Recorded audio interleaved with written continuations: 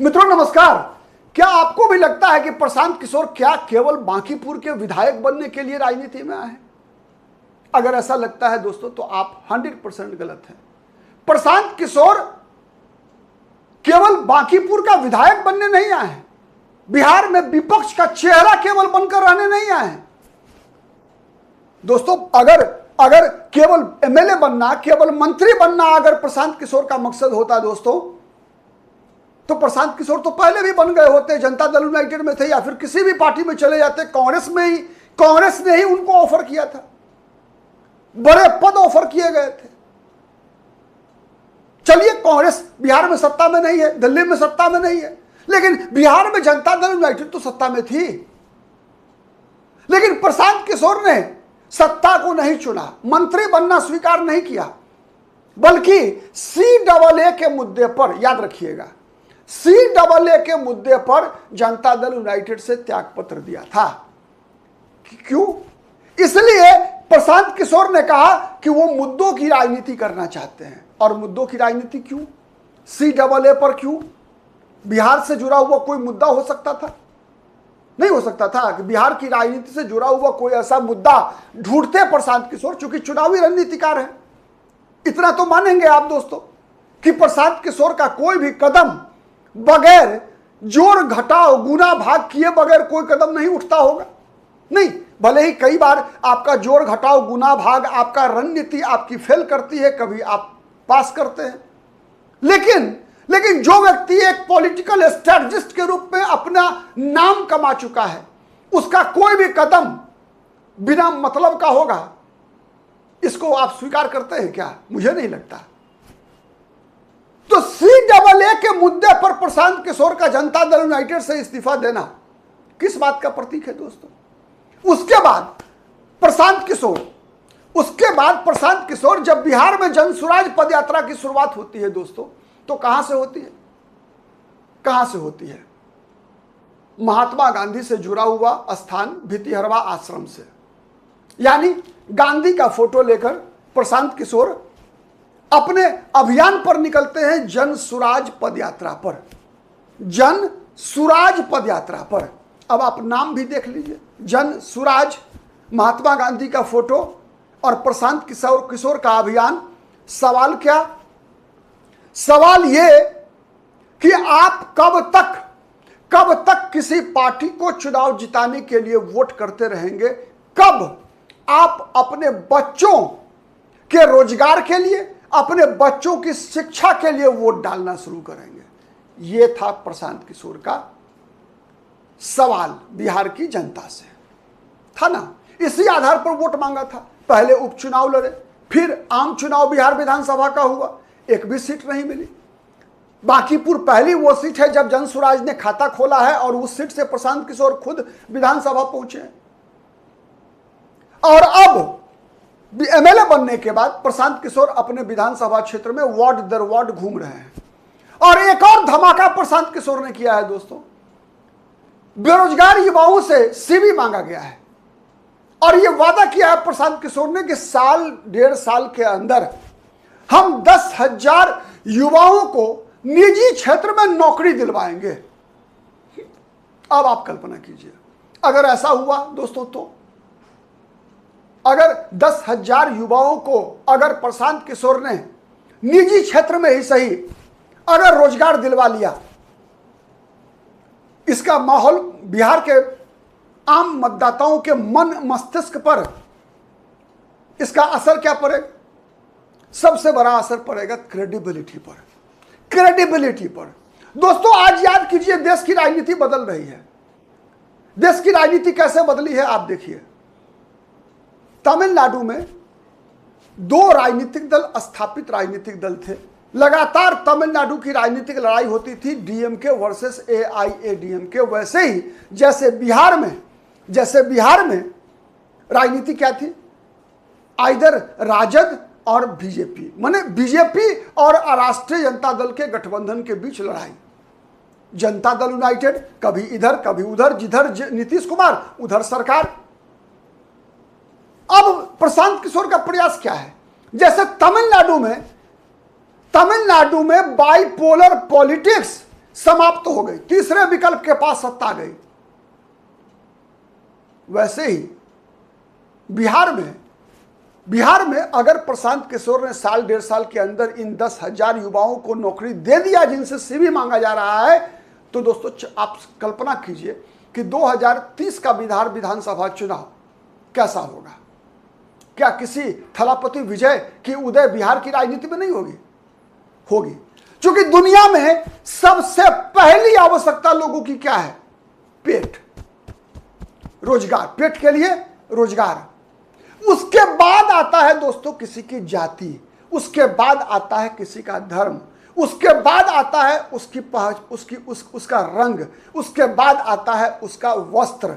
जैसे हम नारा लगाते हैं ना, हम कहते हैं ना, अलग भाषा अलग वेश फिर भी अपना एक देश। तो दोस्तों हर जगह लोगों के रहने का, खाने का, पीने का पसंद अलग अलग है। भौगोलिक कारण भी होता है उसके पीछे, सांस्कृतिक कारण भी है, लेकिन ये रोटी की आवश्यकता सबको है दोस्तों। धरती पर जितने भी जीव हैं, न केवल मनुष्य बल्कि प्रकृति के जितने भी तत्व हैं, सबको भोजन चाहिए। पेड़ पौधों को भी भोजन चाहिए। भोजन पहली प्राथमिकता है, पहली आवश्यकता है। अगर कोई व्यक्ति आपको रोजगार देता है दोस्तों, आप जीवन भर उस व्यक्ति के एहसानमंद रहेंगे या नहीं रहेंगे? तो फिर 2029-30 का माहौल क्या होगा? दोस्तों लगातार चर्चा चल रही है कि प्रशांत किशोर की पार्टी से गठबंधन करने के लिए राजनीतिक दल लालायित हैं। कांग्रेस पार्टी ने ऑफर किया खुलेआम कि हम प्रशांत किशोर के साथ गठबंधन करना चाहते हैं। खुलेआम कह चुके हैं। कांग्रेस के बिहार में प्रवक्ता है, कई प्रवक्ताओं ने कहा है। दोस्तों पिछले विधानसभा चुनाव के दौरान भी ऐसी बातें कही जा रही थी, चर्चा चली थी कि क्या चिराग पासवान के साथ प्रशांत किशोर का गठबंधन होगा, क्या कांग्रेस पार्टी के साथ प्रशांत किशोर गठबंधन करेंगे। लेकिन हर बार प्रशांत किशोर ने इस गठबंधन से नकारा है, मना किया है कि नहीं, गठबंधन नहीं करेंगे हम।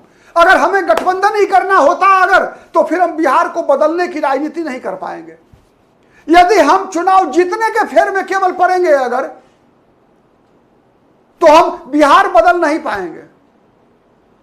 और प्रशांत किशोर ये नैरेटिव तैयार करना चाहते हैं कि जन सुराज बिहार बदलने वाली पार्टी है। जन सुराज को जातिगत समीकरण से चुनाव जीतने की कोई दूर दूर तक संभावना नहीं है। बिहार में जब तक जातिगत समीकरण के आधार पर चुनावी राजनीति होगी तब तक प्रशांत किशोर की हार होगी। इसीलिए प्रशांत किशोर को क्यों चिराग पासवान की क्या आवश्यकता है, कांग्रेस की क्या आवश्यकता है? केवल इसलिए ना कि जातिगत समीकरण को साधा जाए, केवल इसलिए ना कि कांग्रेस आ जाएगी तो मुसलमान का वोट बटेगा नहीं। चिराग पासवान आ जाएंगे तो पासवान जाति के लोग बिहार में चिराग पासवान के साथ एकजुट हो जाएंगे, दलित समाज आ जाएगा, प्रशांत किशोर को बूस्ट मिल जाएगा। केवल इसीलिए बात होती है ना। या फिर बदलाव की बात क्या कांग्रेस पार्टी के साथ रहकर प्रशांत किशोर कर सकते हैं? क्या बदलाव, बिहार बदलने की बात प्रशांत किशोर चिराग पासवान से गठबंधन करके, मुकेश सहनी से गठबंधन करके बिहार को बदल सकते हैं क्या? नहीं बदल सकते। बिहार को बदलने के लिए इनके साथ गठबंधन करने का मतलब है कि प्रशांत किशोर को खुद बदल जाना पड़ेगा और तब बिहार नहीं बदलेगा। और यदि प्रशांत किशोर बदल गए तो प्रशांत किशोर को याद रखिएगा, एक सीट नहीं मिलेगा। और यह बात प्रशांत किशोर को पता है। यह बात प्रशांत किशोर नहीं समझते हैं, मुझे नहीं लगता। दोस्तों कई लोगों ने कहा पिछले बार जब विधानसभा के चुनाव हो रहे थे, प्रशांत किशोर को फलानी पार्टी से गठबंधन करना चाहिए, प्रशांत किशोर को मुख्यमंत्री का चेहरा बनाना चाहिए, किसी दलित को, किसी ओबीसी को, किसी अति पिछड़ा को। चूंकि प्रशांत किशोर ब्राह्मण जाति से आते हैं। बिहार की राजनीति में वर्तमान जो परिस्थिति है उसमें 3 जाति ऐसा है दोस्तों, 3 वर्ग ऐसे हैं, जाति कह लीजिए, धर्म कह लीजिए, समुदाय कह लीजिए, जो भी कहना है आपको कहिए, जिसके खिलाफ ध्रुवीकरण होता है। मुसलमानों के खिलाफ, ब्राह्मणों के खिलाफ और यादवों के खिलाफ। दोस्तों आपको याद होगा बिहार विधानसभा चुनाव के दौरान मैंने सैकड़ों वीडियो बनाए थे। मैंने हर बार कहा था कि इन 3 जाति से मुख्यमंत्री नहीं बन सकता है बिहार में। ना ब्राह्मण बनेगा मुख्यमंत्री, ना कोई मुसलमान बनेगा, ना कोई यादव बनेगा। इसलिए ऐसा है दोस्तों क्योंकि इन तीनों वर्गों के खिलाफ बिहार में ध्रुवीकरण होता है।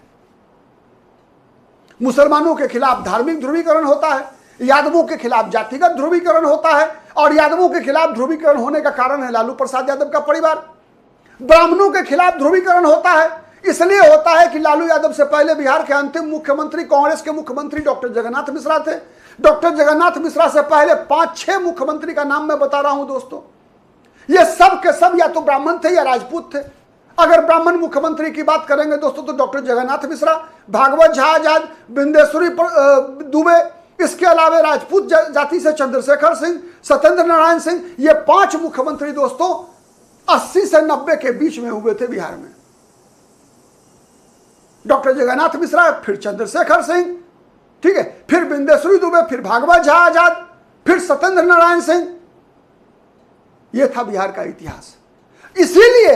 इसीलिए चूंकि अंतिम मुख्यमंत्री डॉक्टर जगन्नाथ मिश्रा थे और उसी दौरान देश के प्रधानमंत्री राजीव गांधी हुआ करते थे, तो सीधा है एंटी ब्राह्मण पॉलिटिक्स के आधार पर ही बिहार में लालू यादव की राजनीति हुई थी।